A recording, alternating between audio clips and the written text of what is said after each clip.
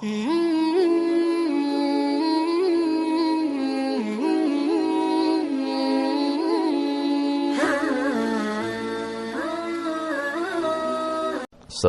سفر اور ستمبر کا مہینہ تھا، تو 622 عیسوی تھی. تو ادھر ہے مدینہ اور ادھر ہے جبل ثور. تو ابو بکر نے عرض کی میں نے ایک غار ڈھونڈ رکھا ہے، پہلے وہاں چلتے ہیں، تو جب ہماری تلاش ذرا رک جائے گی پھر ہم نکلیں گے. تو اللہ کے نبی پنجوں کے بل چل رہے تھے. پنجوں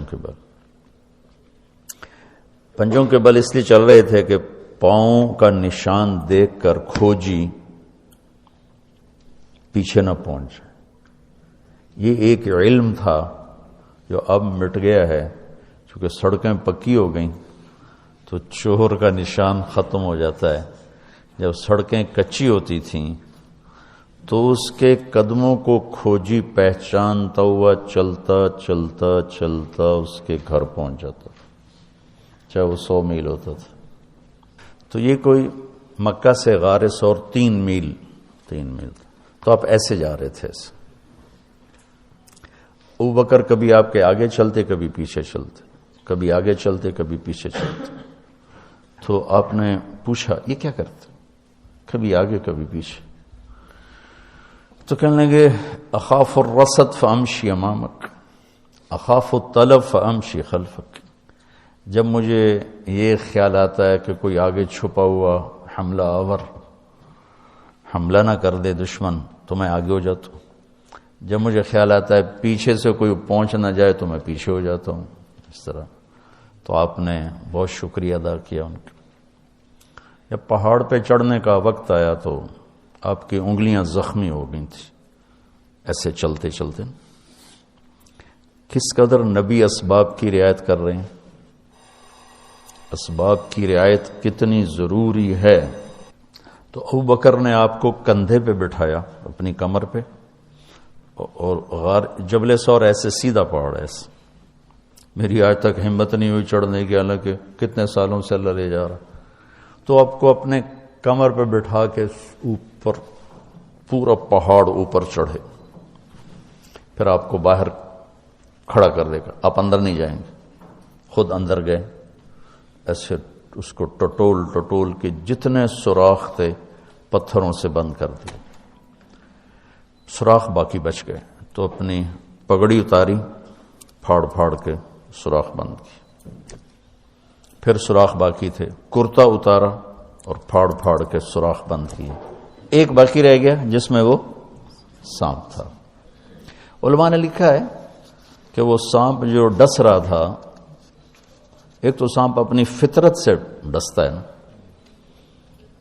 علماء نے لکھا وہ اس لیے ڈس رہا تھا کہ وہ راستہ مانگ رہا تھا دیدار نبوت کے لیے.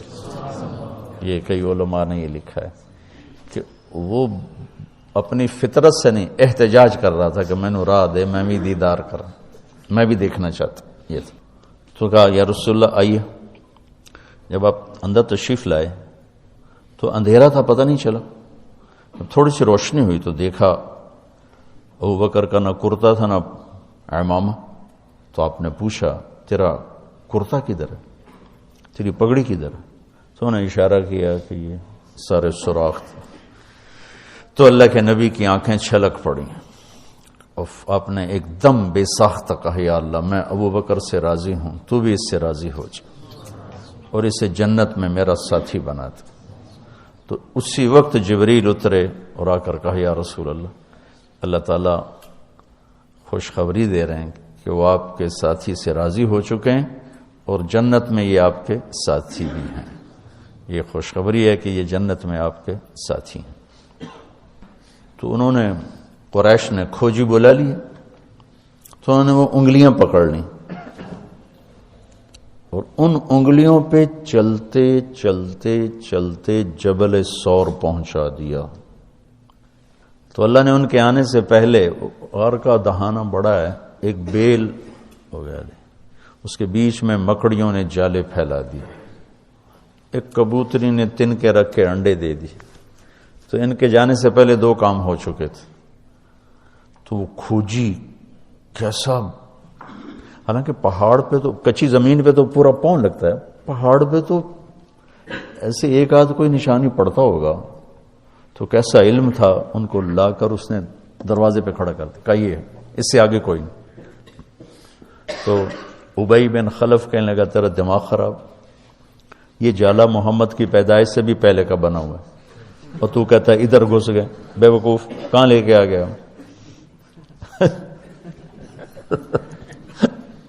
اب ابو بکر ڈر رہے تھے کہ یا رسول اللہ اب کیا ہوگا. تو آپ نے کہا ما ظنک باثنین اللہ ثالثہما، جن کا اللہ ساتھی ہو ان کو کیا پریشانی. تو امیہ بن خلف نے وہیں دروازے غار کے منہ پہ بیٹھ کے اندر منہ کر کے پیشاب کیا. اب دونوں سامنے بیٹھے تھے. تو آپ نے مسکراتے ہوئے فرمایا دیکھو اگر یہ ہمیں دیکھ سکتے تو یہ یہاں بیٹھ کے پیشاب کرتا. تو انہوں نے آرام سے وہاں پیشاب کیا، وہ سامنے بیٹھے تھے دونوں. اللہ نے بیچ میں پردہ ڈال دی. قرآن ابوبکر صدیق کے اندر کے جذبے کو بتاتا ہے. لا تحزن، لا تحزن.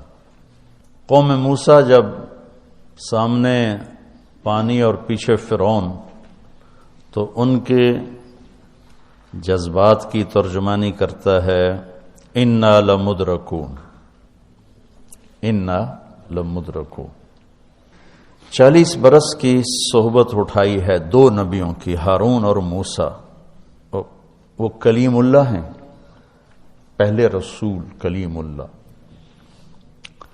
رسول تو ان سے بھی پہلے تھے، کلیم اللہ پہلے کلیم اللہ ہے. اور 4 بڑے انبیاء میں سے ایک ہیں، ابراہیم، موسیٰ، عیسیٰ، نوح، اور 5ویں ہمارے نبی سب سے بڑے.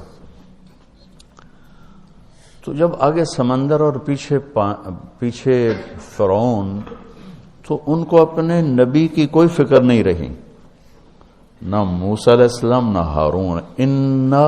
انا میں غور کرو اور لام پہ غور کرو.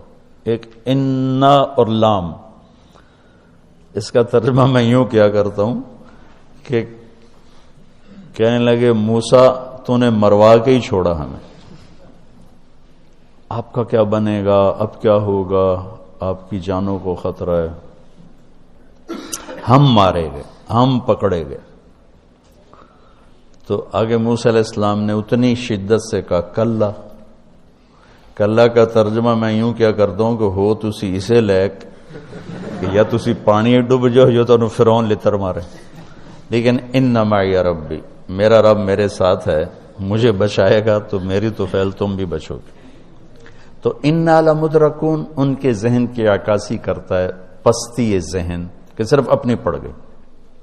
اور لا تحزن عکاسی کرتا ہے کہ ابراہیم ابوبکر اپنی جان کا اگر خوف ہوتا تو لفظ آتا لا تخف. انہیں غم لگ گیا اپنے نبی کا کہ اب میرے نبی کا کیا ہوگا. تو حزن اپنے لیے نہیں، اپنے دوسرے کے لیے. آپ کی اب آپ کا کیا بنا، اب میرے نبی کا کیا بنے گا. اس کیفیت کے لیے قرآن نے اس میں عظمت صدیق ہے لا تحزن، کہ انہیں اپنا کوئی فکر نہیں تھا، انہیں فکر پڑ گیا نبی کی. تو انہوں نے کہا ان اللہ معنا، اور ان اللہ معنا صدیق کو بھی اپنے ساتھ لے لیا. تیرے میرے دونوں کے ساتھ اللہ ہے، فکر. موسیٰ علیہ السلام نے صرف اپنے آپ کو لیا ان کے اس جملے کی وجہ سے، ان معی رب، میرا رب میرے ساتھ.